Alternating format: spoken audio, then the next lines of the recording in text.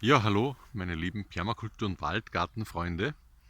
Wie ihr wisst, bin ich eigentlich ein sehr spontaner Mensch und sehr impulsiv und ich reagiere einfach auf Zeichen der Zeit sehr gerne. Und so möchte ich diese Woche beginnend zu uns ans Lagerfeuer einladen. Wir werden ab diesem Mittwoch in einer Fünferreihe werden wir uns treffen bei uns in Wels im Waldgarten am Lagerfeuer. Es wird zuerst einen Rundgang durch den Waldgarten geben und dann eben kommen wir am Lagerfeuer zusammen.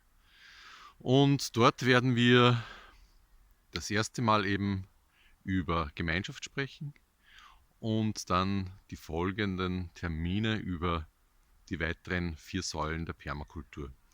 Also Gemeinschaft im Kontext zur Permakultur und ich lade euch ein. Alle weiteren Details findet ihr bei uns auf der Homepage.